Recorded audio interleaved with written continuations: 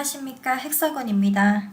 이번 영상에서는 커브를 활용해서 가공하는 2D 그리고 2.5D 툴패스에 대해서 소개를 좀 드릴 거고요. 그리고 드릴 피처 매니저를 통해서 드릴 홀 가공하는 것까지 진행하도록 하겠습니다. 교재는 178페이지에서부터 249페이지를 보시면 되겠습니다. 먼저 설명을 하기 위해서 화면에 보시는 것처럼 어드저스트 필렛이라는 워크존을 사용을 할 거고요. 2D 2.5D 툴패스는 커브를 기반으로 다양한 가공 방식을 적용하는 툴패스 방식입니다. 즉 기존에 저희가 황삭이나 정삭이나 쓰였던 것처럼 3D 모델링 기반이 아니고 캠 요소라는 우리 커브를 작성해서 적용하는 툴패스를 보여드리도록 하겠습니다. 먼저 작성을 하기 위해서는 저희가 이 커브를 잡아야 되는데 이 커브에 잡는 방법은 이전 강의에서 설명을 드렸으니까 캠 요소라는 항목을 보고 오시면 좀 더 쉽게 따라 하실 수 있을 겁니다. 커브를 한번 잡아보도록 하겠습니다. 캠 요소에 커브 마우스 오른쪽 버튼 눌러서 신규 커브 작성. 그리고 잡고자 하는 서피스 클릭하시고 마우스 오른쪽 버튼 누르시면 자동으로 외곽선이 잡힐 겁니다. 그리고 확인 버튼 눌러보도록 하겠습니다. 그러면 방금 만들었던 커브 라인이 보일 거고요.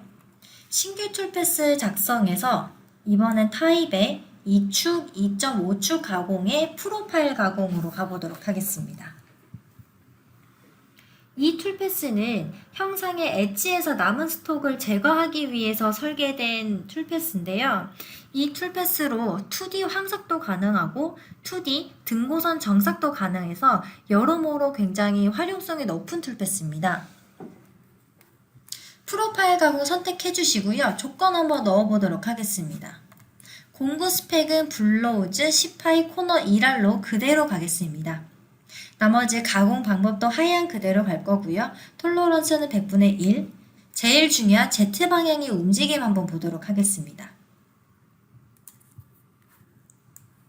옵션을 보시면 참조 Z라는 구간이 있고요. 시작, 종료에 대한 기준을 설정하실 수 있습니다. 그리고 밑에 보시면 패스 수, 싱글로 패스를 낼지 혹은 멀티, 즉 Z 피치를 적용해서 툴패스를 낼지에 대한 조건을 주실 수 있습니다.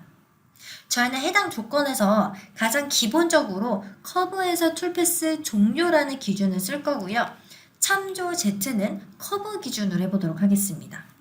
그리고 심플하게 저희는 싱글 패스를 사용을 해보도록 하겠습니다. 확인 눌러주시고요. 커브 선택에서 미설정 누르시면 생성된 커브 리스트가 보일 겁니다. 거기서 방금 만들었던 커브 선택해서 확인 한번 눌러주세요. 그리고 가공 방향 설정이 있습니다. 미설정 버튼 누르시고요. 현재 탑뷰에서 2D 커브를 이용한 가공 같은 경우는 커브 기준으로 공구가 외측 또는 내측으로 돌아야 되는 기준을 선정을 해주셔야 되는데 워크앤시에서의 그 기준은 포인트로 정의한다고 보시면 됩니다. 해당 창에서 신규 요소 작성 버튼을 눌러주시고요. 커브 기준에서 안쪽으로 돌아야 된다면 커브에서 내측 임의의 지점을 클릭하시면 됩니다. 그리고 확인 한번 눌러주시고요. 확인 누르신 상태에서 하단에 있는 옵션 한번 보도록 하겠습니다. 가공 여유를 바닥 그리고 측벽에 대한 여유값을 개별적으로 주실 수 있고요. 측벽 패스에 보시면 예를 들어서 저희가 측벽으로 여유가 10mm의 스톡이 있고요. 그 밑으로 얼만큼의 피치를 적용을 해서 측벽 패스를 사용을 할지에 대한 조건을 주실 수 있습니다. 그리고 서피스로 커브 투영 같은 경우에는 3D 곡면에 2D 커브를 투영해서 가공하는 조건을 주실 수 있고요. 가공 순서 역시 조정하실 수 있습니다. 현재 이 상태에서 확인 눌러서 연산 결과 한번 보도록 하겠습니다. 결과를 보시면 Z레벨로는 싱글 패스가 나왔고요. 측벽에서 저희가 지정했던 만큼 옵셋된 측벽 가공이 나온 걸 보실 수 있습니다. 하지만 이 영역에서 저희가 닫힌 영역이 되어 있기 때문에 지금 해당 부분에서 툴패스가 나오지 않은 걸 확인하실 수 있습니다.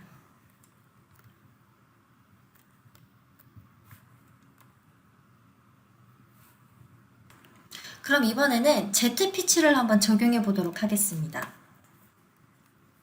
프로파일 가공에서 유사 툴패스 작성으로 갈 거고요. 동일한 조건에서 싱글 패스를 멀티 패스로 한번 바꿔보도록 하겠습니다. 그리고 총 가공 깊이가 우리 커브 기준으로 해당 단면의 서피스 높이가 얼마인지 모르기 때문에 일단 값을 크게 주고요. ZP치를 넣어준 다음에 이 에어컷 감소라는 기능을 한번 써보도록 하겠습니다. 확인 눌러서 연산 결과 한번 보도록 하겠습니다. 결과를 보시면 XY 피치는 그대로 적용이 되어 있고요. 아까와 달리 제가 지정한 Z 피치가 들어가 있는 걸 보실 수 있습니다. 하지만 저희가 총 가공 깊이를 100mm를 넣었음에도 불구하고 이 형상 높이에 초과하지 않는 툴패스가 나온 건 바로 이 에어컷 감소라는 기능 때문입니다. 즉 여러분들이 ZP치를 넣어서 2D 등고선처럼 가공을 한다라고 했을 때 그리고 그 단면에 대한 높이 값을 굳이 측정을 하지 않고도 바로 툴패스를 작성을 할 수 있는 기능은 바로 이 에어컷 감소 기능을 쓰시면 좀 더 효율적으로 작업을 하실 수 있습니다.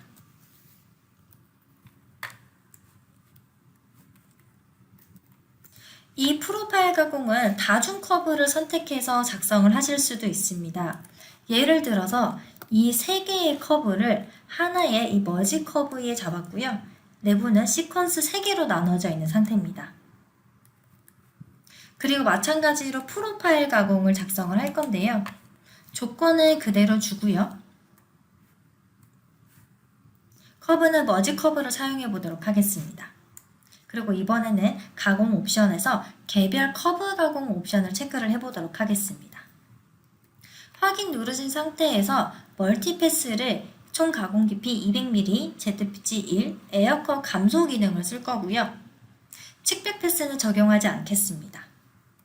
이 상태에서 이 여러 개의 다중 커브가 어떤 식으로 툴패스 나오는지 결과 한번 보도록 하겠습니다.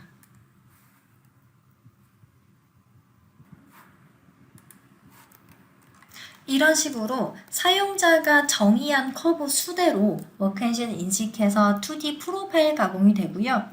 에어컷 감소라는 기능을 통해서 인접해 있는 단면 기준으로 에어컷 감소 기능이 적용되어 있는 걸 보실 수 있습니다. 그럼 이번에는 또 다른 2D 가공인 조각 가공을 한번 보여드리도록 하겠습니다. 조각 가공을 설명드리기 위해서 앞서 잔상에서 사용했던 플레이트 커버라는 워크전을 한번 사용해 보도록 하겠습니다. 그리고 한 가지 가정을 한번 해보도록 하겠습니다. 저는 이 3D 윤곽면에 조각 가공을 적용을 할 건데요. 하지만 저희가 조각 가공이 되는 커브를 이 2D 평면상에 기재했다고 가정을 해보도록 하겠습니다. 이렇게 됐을 경우 커브를 따라서 궤적은 하지만 이 3D 곡면 구간에 어떤 식으로 투영이 되는지 보여드리도록 하겠습니다. 신규 툴패스 작성에서 툴패스 타입의 조각 가공을 선택해 보겠습니다. 가공 영역에서부터 Z방향의 움직임, 안전거리는 앞서 작성했던 프로파일 가공과 똑같고요. 오른쪽에 선택해야 되는 건 바로 이 커브입니다. 저희가 만들었던 이 조각, 커브를 선택해 주시고요. 공구 축 옵셋 같은 경우에는 실제로 텍스트가 있는 위치보다 더 마이너스 방향으로 내리기 위해서 사용하는 옵션입니다. 그리고 저희가 사용을 해야 되는 건 바로 이 서피스의 커브 투영이라는 옵션입니다. 밑에 보이는 최대 링크 거리는 삼축 툴패스에서도 소개를 드렸던 것과 같이 이 링크 거리가 10mm 이내에는 툴패스가 연결돼서 나올 겁니다. 예를 들어서 지금 화면에 이런 부분 W에서 O로 넘어가는 구간이 10mm 이내면 워크앤신의 툴패스가 여기서 5회까지 절삭 구간으로 연결될 겁니다. 그래서 최대 링크 거리는 제로 값을 넣어줄 거고요. 가공 순서 역시 조정하실 수 있습니다. 최단 거리는 시작하는 커브를 기준으로 가장 빠르게 가공할 수 있는 경로를 제작이 될 거고요. 커브 순서 같은 경우에는 제가 작성한 이 커브 리스트에 있는 시퀀스 순서대로 가공이 될 겁니다.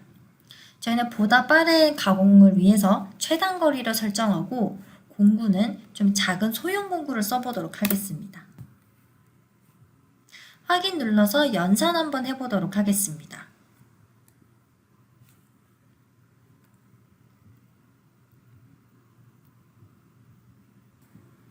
연산 결과 한번 보도록 하겠습니다. 탑뷰로 봤을 때 툴패스의 궤적이 원래 커브와 상당히 똑같은 궤적으로 작성된 걸 보실 수가 있습니다. 하지만 저희가 서피스의 커브 투영이라는 옵션을 썼기 때문에 툴패스의 실제 궤적을 보시면 다음과 같이 이 3D 곡면에 그대로 투영된 툴패스 결과를 보실 수 있습니다. 이런 식으로 워크앤시의 조각 가공은 커브를 지정해서 저희가 원하는 궤적을 따라서 가공을 할 수도 있고요. 또는 이런 3D 곡면에 우리가 투영을 해야 되는 경우 굳이 커브를 번거롭게 편집을 하지 않고서도 곡면에 그대로 투영해서 툴패스를 작성하실 수 있습니다.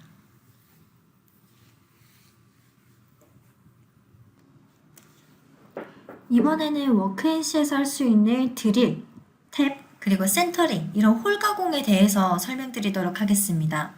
먼저 다음과 같이 이제 홀 드릴링이라는 저는 워크존을 쓸 건데요. 이 형상은 다음과 같이 다중홀 작업이 필요한 모델입니다. 이런 경우에 워크앤시에서는 드릴 피처 매니저라는 기능을 통해서 자동으로 홀을 솔팅을 하고 바로 툴패스를 낼 수 있는 기능이 있습니다. 상단에 보시면 기능이라는 탭이 있고요. 드릴 피처 매니저에서 드릴 피처 매니저를 실행해 보도록 하겠습니다. 그러면 워크앤시가 자동으로 이 홀에 대한 피처를 인식을 해서 직경에 대한 리스트화를 시켜줄 수 있고요. 만약에 초기 모델에서 다음과 같이 홀 소트가 되지 않는다면 상단에 홀 소트 기능을 클릭하셔서 전체 모델링 드래그, 마우스 오른쪽 버튼 누르시면 다시 자동으로 워크앤시가 홀을 추출해 낼 겁니다. 그리고 만약에 여러분이 사전에 이 탭이라고 정의를 한 경우에는 탭핑에서 다음과 같이 규격, 즉 피치 규격을 바로 정의를 하실 수도 있습니다. 그럼 천천히 이 드릴 피처 매니저에 대한 옵션을 한번 보도록 하겠습니다. 먼저 그룹에 직경을 클릭하시면 타입, 길이, 동일한 Z 상변, 축 이런 식으로 리스트를 바로 직관적으로 정리를 하실 수가 있고요. 직경을 클릭하시면 각 직경에 대해서 홀의 개수도 바로 보실 수 있습니다. 그리고 이 화면에서 제가 특정 홀을 선택하면 자동으로 리스트가 열리는 것도 보실 수 있습니다. 그럼 한번 파라미터를 작성해 보도록 하겠습니다. 저는 이 파란색으로 된 8개의 홀에 탭을 가공을 해야 된다라고 가정을 하겠습니다. 그러면 이 탭홀, 아까 탭이라고 정의를 했던 그리고 ISO 규격을 적용했던 이 피치 홀이 바로 선택이 되고요. 여기서 수동홀 가공 눌러보도록 하겠습니다. 그럼 다음과 같은 파라미터 창이 뜨고요. 하단에 보시면 작업 추가 항목이 있습니다. 첫 번째는 센터링, 드릴, 카운터 보링, 챔퍼, 리머, 태핑, 스레드 가공, 테이퍼 추가 이런 식으로 전반적인 홀에 대한 작업을 이 드릴 피처 매니저에서 여러분들이 한 번에 작업을 추가해서 가공하실 수가 있습니다. 그럼 탭 가공을 하기 위해서 먼저 센터링 추가를 하고요. 기초 홀을 뚫기 위해서 드릴 추가를 하겠습니다. 그리고 이 드릴 가공이 끝난 후에는 본격적인 탭 가공을 위해서 탭핑 작업도 추가해 보도록 하겠습니다. 이런 식으로 이 한 파라미터에서 여러 개의 가공 조건을 한 번에 주실 수 있고요. 파라미터도 보시면 이 드릴 피처 매니저는 그 선택된 피처의 상면 기준에서 가공이 되는 거기 때문에 가공 시작 Z값도 선택된 피처의 상면을 제로로 두고 값을 넣어주시면 됩니다. 예를 들어서 피처 기준에서 3mm 띄운 상태에서 툴 가공을 하겠다.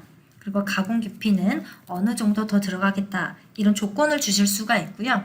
특히 드릴 같은 경우는 한 번에 스트레이트로 뚫을 수도 있고 아니면 복귀점에 있는 스텝, 그 다음에 복귀 거리가 있는 리트랙트, 즉 이제 여러분들이 가지고 있는 장비가 드릴 사이클 코드를 적용할 수 있다면 다음과 같은 공법을 넣어서 드릴 사이클 코드까지 출력하실 수 있습니다. 그리고 드릴 같은 경우는 이 관통홀이라는 옵션이 있습니다. 드릴 공구는 이 하단부가 각도가 되어 있는 이제 날이 있는데요. 그 부분을 관통을 하기 위해서는 적어도 이 높이만큼은 더 내려와야 되기 때문에 관통홀을 체크를 하신 경우 자동으로 워크앤시가 더 아래쪽으로 내려오게 될 겁니다. 다음은 탭으로 가보겠습니다. 탭도 마찬가지로 가공 시작 Z값, 가공 깊이, 그리고 태핑 방향에 대해서 정의를 하실 수가 있고요. 가장 중요한 센터링 드릴 탭 똑같습니다. 공구 항목으로 가시면 플러스 버튼을 눌러서 우리 툴패스 작성을 했던 것과 똑같이 공구에 대한 설정을 하실 수가 있고요. 혹시 여러분이 사전에 DB를 갖고 계신다면 이 툴 라이브러리에서 공구를 당겨서 바로 쓰실 수 있습니다. 그리고 피치에 대한 값, 어프로치 속도, 급속, 회선 속도 다 오토로 되어 있는 값들을 더블 클릭해서 수기로 기입을 해주실 수도 있습니다.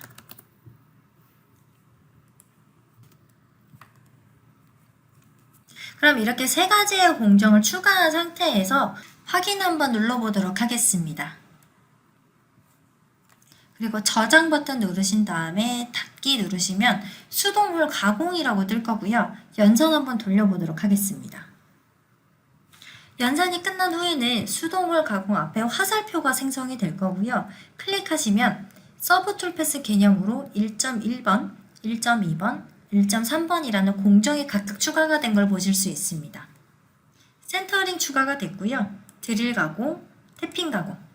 이런 식으로 드릴 피처 매니저 같은 경우는 저희가 센터 포인트를 지정을 하거나 혹은 가공 순서를 지정을 하거나 이러실 필요가 없이 피처만 인식을 하기 때문에 가장 최단 거리 기준으로 그리고 특별한 기입하는 조건 없이 아주 간단하게 드릴 홀 작업을 하실 수 있습니다. 그럼 다른 방법을 좀 소개를 드리도록 하겠습니다. 저희가 보통 홀 작업을 할 때 다른 이제 프로그램들은 이 홀에 대한 센터 포인트 기준으로 작성하는 경우가 있습니다. 그래서 지금 이러한 모델에 여러 개의 홀의 센터 포인트를 어떤 식으로 작성하는지 좀 쉬운 방법을 보여드리도록 하겠습니다. 마찬가지로 기능에 드릴 피처 매니저로 들어갈 거고요. 이번에는 드릴 축 작성을 써보도록 하겠습니다. 그리고 하단에 보시면 홀 선택이라는 안내 문구가 나오고요. 키보드에서 Shift를 누른 상태에서 빨간색 서피스를 클릭하면 전체 동일한 색상의 서피스는 한 번에 선택이 될 겁니다. 그리고 마우스 오른쪽 버튼을 클릭하시고요. 저희가 사용할 건 케이스 6번 상단 포인트 생성에 대한 기능입니다. 거기서 확인 한번 눌러보도록 하겠습니다. 그러면 11개의 홀이 핸들됐다라고 나오고요. 여기 보시면 포인트 항목에서 별다른 작업 없이 제가 선택한 홀의 상단 포인트가 한 번에 선택된 걸 보실 수 있습니다.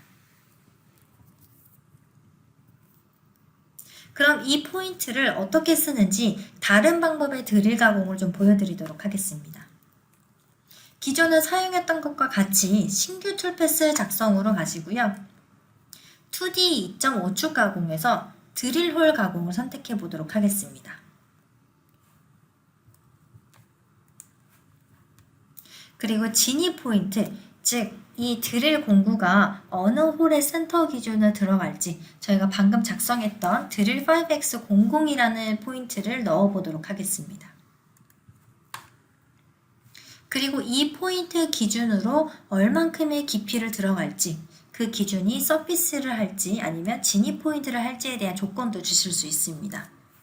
저희는 센터링을 한다는 가정을 한번 해보고요. 2mm 정도만 들어가 보도록 하겠습니다. 마찬가지로 드릴 홀 가공에 대한 사이클을 여기서 정의를 하실 수 있고요. 스트레이트, 보링, 윤곽을 따라 도는 거, 그 다음에 스텝, 그 다음에 리트랙트에 대한 조건을 주실 수도 있습니다. 하지만 이번 예제에서는 스트레이트를 사용해 보도록 하겠습니다. 시작 Z 높이도 개별적으로 정의를 하실 수도 있고요. 마찬가지로 가공 순서도 최단 경로 혹은 포인트의 순서대로 정의를 하실 수도 있습니다. 자, 그럼 이런 조건에서 공구 바꿔보도록 하겠습니다. 공구는 드릴 가공에서 센터 드릴 사용을 한번 해볼 거고요. 직경은 5 정도 넣어보도록 하겠습니다. 확인 눌러서 연산 결과 한번 보도록 하겠습니다. 보시면 다음과 같이 포인트 기준으로 드릴 작업이 된 걸 보실 수 있습니다. 이처럼 워크앤시에서 드릴 작업을 하기 위해 방법을 제가 두 가지를 설명을 드렸는데요. 하나는 드릴 피처를 이용해서 피처 인식을 해서 툴을 내는 방법, 또 하나는 각각의 포인트를 지정을 해서 수동으로 드릴 작업하는 방법, 이 두 가지가 있으니 여러분들이 어떤 방법이 더 편한지 테스트를 해보시고 가장 맞는 방법으로 작업을 하시면 되겠습니다. 그럼 이번 영상은 2D 가공과 이 드릴 홀 가공에 대해서 좀 설명을 드렸고요. 지금까지 제가 모든 영상을 통틀어서 황상 툴패스 작성하는 거, 정삭, 장삭, 그리고 2D 가공까지 여러 분야에 좀 작성을 해봤습니다. 그래서 여러분들이 이제 특정한 모델을 가지고 와서 아마 황삭에서부터 정삭, 잔삭까지 툴패스를 내는 데는 크게 어려움이 없을 거라고 생각이 되지만 추후에 좀 더 문의사항이 있으시면 저희 기술지원 콜센터로 전화 주시면 보다 더 자세하게 응대해 드리도록 하겠습니다.